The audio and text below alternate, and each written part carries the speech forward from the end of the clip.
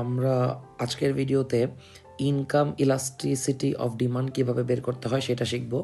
তো প্রশ্নে বলা হয়েছে আমাদের ইনকাম 100 থেকে বেড়ে 120 হয়েছে, আর আমরা জানি ইনকাম যদি বাড়ে তাহলে আমাদের ডিমান্ডও বৃদ্ধি পাবে। ডিমান্ডও 50 থেকে বেড়ে 70 হয়েছে। আমাদেরকে বের করতে হবে ইনকাম ইলাস্টিসিটি অফ ডিমান্ড। তো সূত্রটা খুবই সিম্পল, আমি ডাইরেক্ট সূত্রে চলে যাই। তো ইনকাম ইলাস্টিসিটি অফ ডিমান্ড যদি আমাদেরকে বের করতে হয় তাহলে আমাদের মনে রাখতে হবে যে এটা একটা অনুপাত, যে অনুপাতের উপরে আছে delta Q divided by Q one, আর নিচে আছে delta I divided by I one. আচ্ছা, কোনটার মানে কি একটু বলি। এখানে কিউ মানে হচ্ছে কোয়ান্টিটি ডিমান্ডেড, কোয়ান্টিটি ডিমান্ডেড মানে যেই পরিমাণ কোয়ান্টিটি আমি ডিমান্ড করতেছি।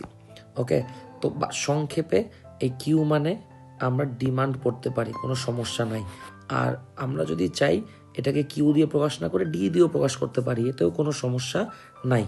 ওকে, আচ্ছা এবার হচ্ছে তাহলে ডেল্টা কিউ মানে কি? ডেল্টা কিউ মানে হচ্ছে কোয়ান্টিটির মধ্যে পার্থক্য মানে পরিবর্তন। আর কিউ ওয়ান মানে ইনিশিয়াল মানে শুরুতে কোয়ান্টিটিটা কত ছিল। একইভাবে ডেল্টা আই আসলে রিপ্রেজেন্ট করতেছে ইনকামকে। ওকে, তাহলে ডেল্টা আই মানে হচ্ছে ইনকামের পরিবর্তন, আর আই ওয়ান মানে হচ্ছে ইনিশিয়াল ইনকাম মানে শুরুতে ইনকামটা কত ছিল। তো এখন যদি আমরা উপরের মানগুলা বসাই, প্রথমে আমরা ডেল্টা কিউ বের করব। ডেল্টা কিউ মানে হচ্ছে কি বললাম, যে কোয়ান্টিটির পার্থক্য। তাহলে আমার ডিমান্ড কিন্তু 50 থেকে 70 হয়েছে। তো ডিমান্ড যেহেতু 50 থেকে 70 হয়েছে, তাহলে ডেল্টা কিউ এর মান হবে 70 বিয়োগ 50, 70 বিয়োগ 50 ডিভাইডেড বাই কিউ ওয়ান মানে ইনিশিয়াল ডিমান্ড ছিল 50।